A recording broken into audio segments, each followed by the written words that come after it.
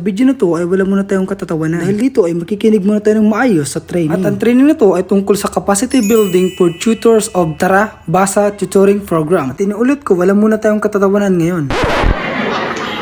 Syempre joke lang, kasama talaga yan. At kasama ko pala ditong pumasok si Raven, Nicole at Laika. At dito guys, baka nagtatanong kayo bakit naka-landscape ang video ko. Kasi guys, naisip-isip ko na in-upload ko pala to sa YouTube. At maganda siyang panoorin na naka-landscape sa TV or kaya sa laptop. So dito guys, ay nag-umpisa na pala ang aming day 1 training. At syempre, in-introduce muna yung overview of Tara Basa Tutoring Program. At yung mga kailangan namin requirements na dapat naming asikasuhin. At ang schedule ng session, time, and also the venue. At isa sa natutunan ko ngayon umaga ay always aware and respect each other. Kasi mahalaga na respetuhin natin ang bawat isa, mapabata, co-tutor, at kung sino pa man. At dito ay lumabas na kami para mag-lunch. Kasama ko dito si Nicole at Raven. At syempre hindi mawawala sa amin ang pagkukwentuhan ng mga requirements na aasikasuhin. Grabe oy. At dito ay dumaan muna kami sa CBO ng Katsu para bumili ng ulam at tubig. Grabe talaga ko pogi ni paring Raven. At dyan ay pa-video pa ako dyan na parang hindi nahihiya. At syempre bumili din ako niyan, syempre. At papunta pala kaming tatlo dyan sa Blue House sa may PEDF kasi doon kami kakain. So guys, tara at samahan nyo kami.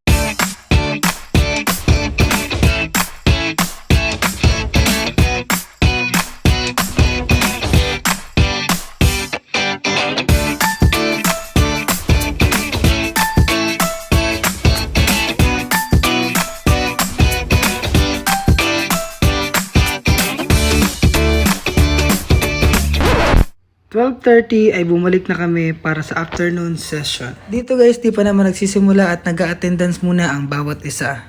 At syempre, kami din. At pasensya na po sa mga nasasakop ng video ko. Shoutout na lang po sa inyo. Pasensya.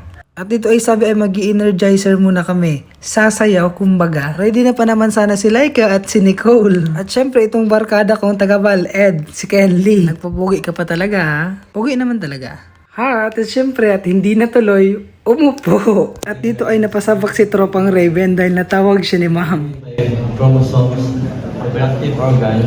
At sa hapon na to, tinuruan kami kung paano gumawa ng land bank account na hindi pa naman nga namin nagawa kasi walang signal, mahina. At grabe inantok talaga ang aming friend, Laika.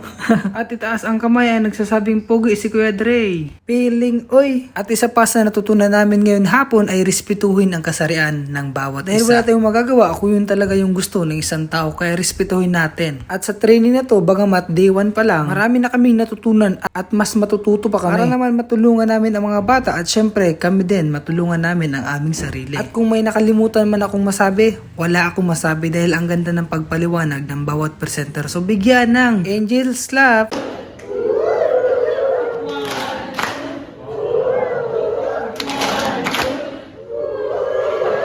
At syempre nagkaroon kami ng kasunduan. So dito na lang magtatapos at kung may nakalimutan ako, bukas naman, paalam!